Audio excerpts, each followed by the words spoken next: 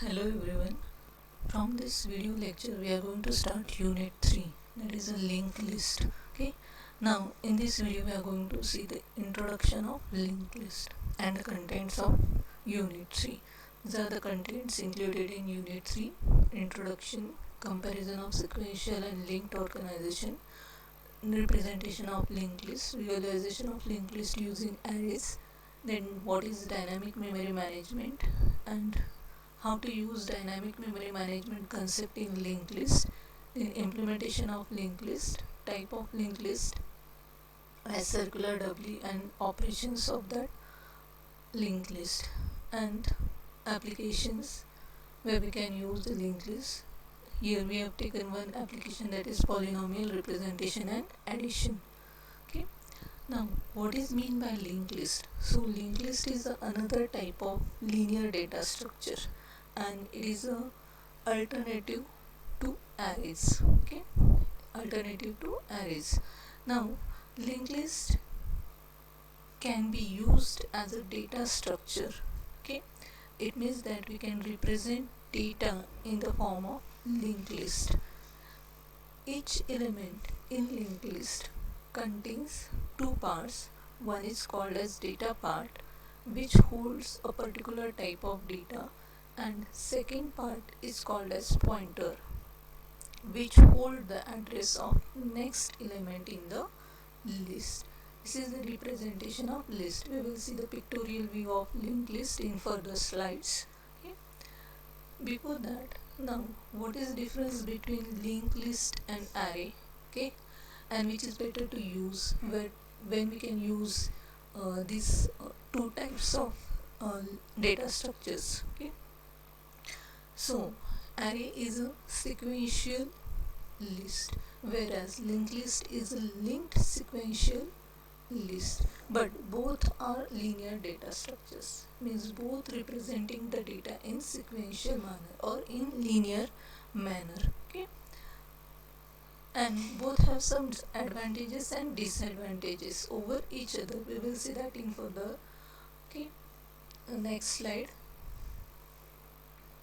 Now let us look at the difference between array and linked list. Take one example, that array is a data type which is widely used as a default data type for representing the data or storing the data of similar type in many programming languages.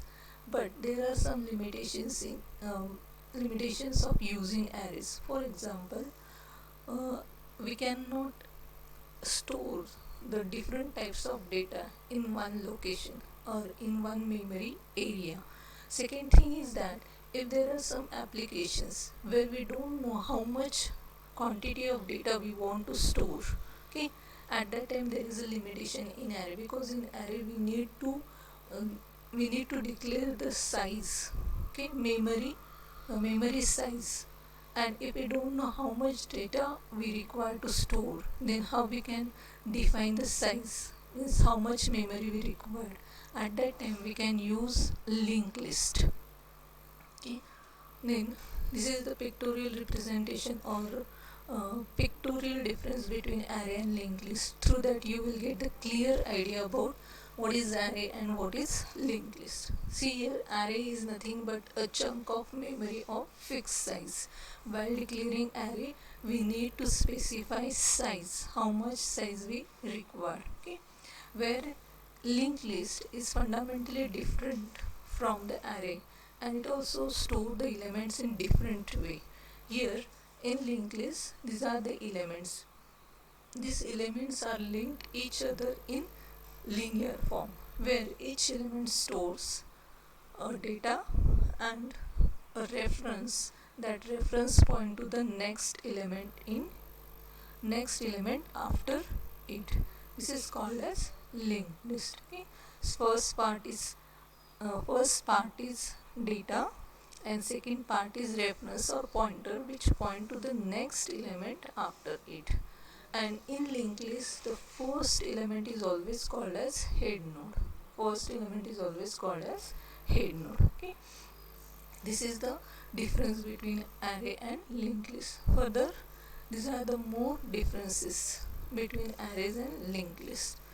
Array is a collection of elements of similar data types, whereas linked list is an ordered collection of elements of same type, where each element is connected to the next using pointer. Here we can insert in one element, or we can say that one node, different type of data. Okay. Array element can be accessed randomly using array index, whereas random access is not possible in linked list. If you want to access element, we have to access that element by going sequentially. Okay. Now in array, data elements are stored in continuous memory location, where in linked list, new element we can store anywhere, or reference is created for the new element using pointer. Then in array, insertion deletion operations are somewhat costlier because we need to do the shifting. Okay, if we want to insert or delete element in the middle of array, then insertion deletion in linked list is fast and easy.